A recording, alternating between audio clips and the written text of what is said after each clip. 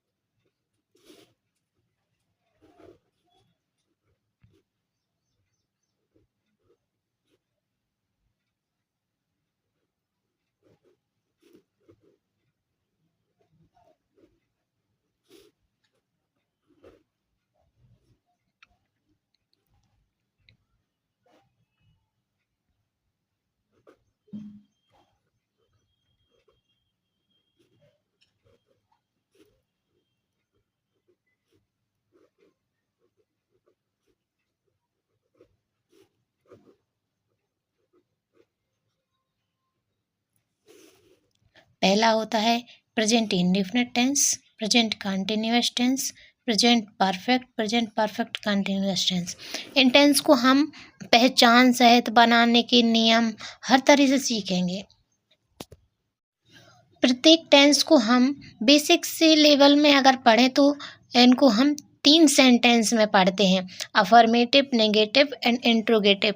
लेकिन हम थोड़ा और अच्छे से सीखने के लिए प्रत्येक टेंस को 6 सेंटेंसों में पढ़ेंगे। आप हमारी हर एक वीडियो देखेंगे तो आपको आराम से समझ में आएगा और 6 प्रकार से पढ़ेंगे, 6 सेंटेंसों में पढ़ेंगे प्रत्येक टेंस को, तो हमें टेंस भी समझ में आएंगे, सेंटेंस प्रत्येक वाक्य समझ में आएंगे। तो पहले हम पढ़ेंगे प्रेजेंट इंडेफिनिट के बारे में। इंडेफिनिट की पहचान, इसकी जो हेल्पिंग वर्ब है, इसके बनाने के नियम, इनको 6 सेंटेंसों में पढ़ेंगे। तो चलिए हेडिंग डाल लेते हैं।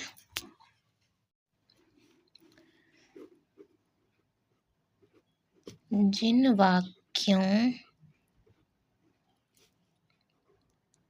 के अंत में ता है, ती है, ते हैं आदि शब्द आते हैं,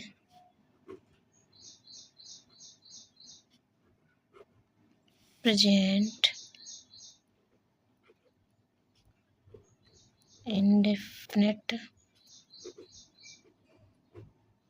टेंस कहते हैं।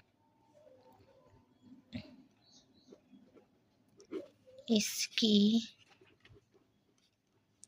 2 सहायक क्रियाएं होती हैं। Do, does.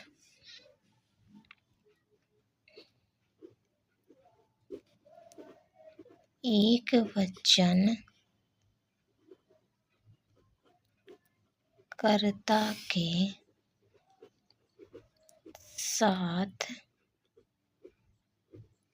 डज का तथा बहुवचन कर्ता के साथ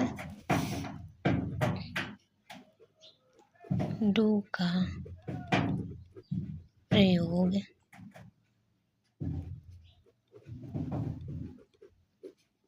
किया जाता है। एक वचनकर्ता के साथ डज का प्रयोग और बहुवचनकर्ता के साथ डू का प्रयोग किया जाता है।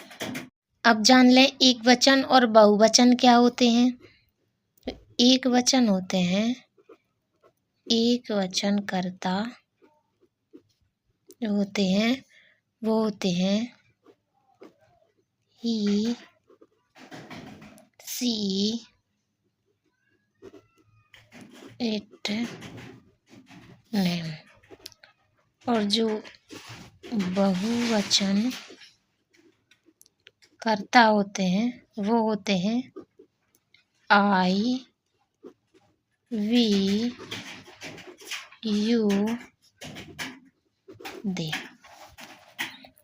तो हमें एक वचन और बहुवचन कर्ता देखकर ही हेल्पिंग वर्ब का उपयोग करना है। इस टेंस को हम 6 सेंटेंसों में पढ़ेंगे। 6 सेंटेंसों में पढ़ेंगे तो टेंस हमें आराम से और अच्छे से समझ में आएंगे। तो पहला होता है सिंपल सेंटेंस।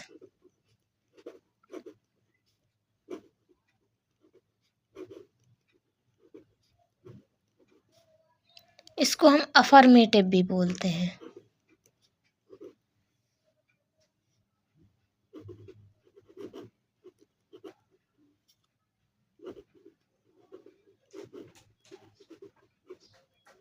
Affirmative sentence.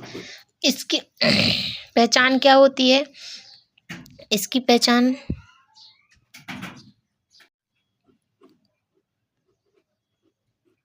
जिन वाक्यों में कर्ता, कर्म,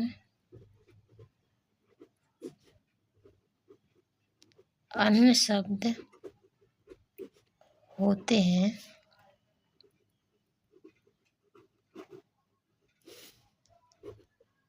सिंपल सेंटेंस कहते हैं। एक वचन कर्ता के साथ एस या ईएस लगाते हैं। बहुवचन कर्ता में एस या ईएस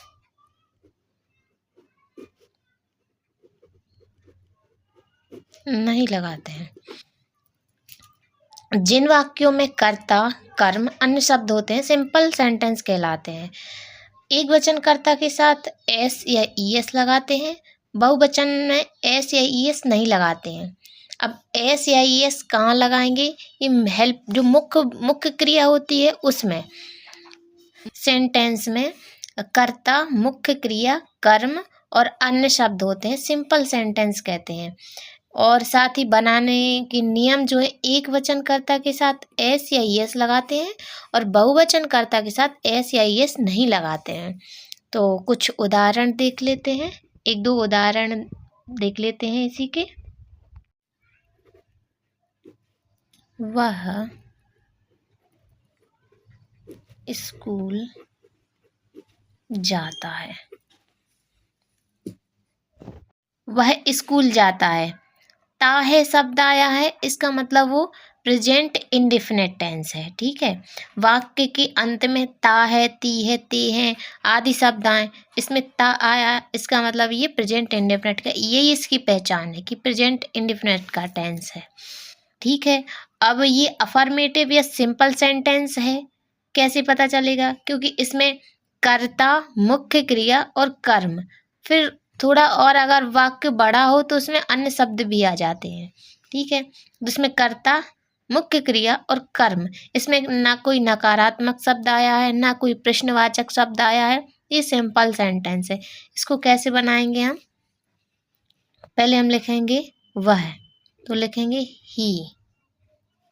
मुख्य क्रिया है जाना, तो गो। अब मुख्य क्रिया में एस या ईएस लगाएंगे कब? जब एक वचन करता हो, तो ये एक वचन करता है। यहाँ पे हमने देखा था एक वचन करता ही सी इट नेम, यहाँ पे ही आया है, इसका मतलब ये एक वचन है। तो एक वचन कर्ता के साथ मुख्य क्रिया में एस या ईएस लगाते हैं, इसमें हम ईएस लगाएंगे। To school.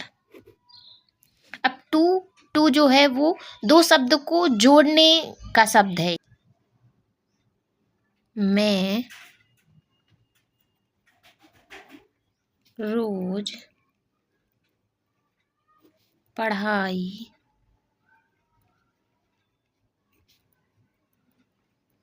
करता हूँ।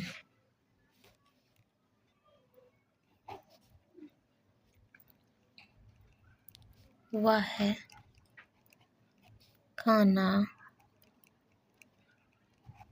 बनाती है।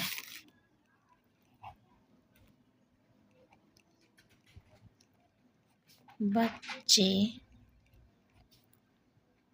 पार्क में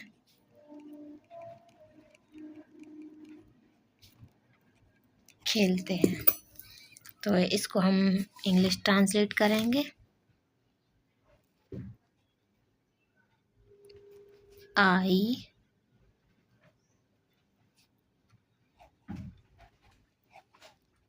स्टडी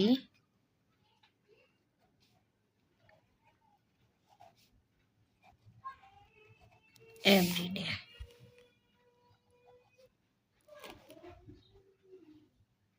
सी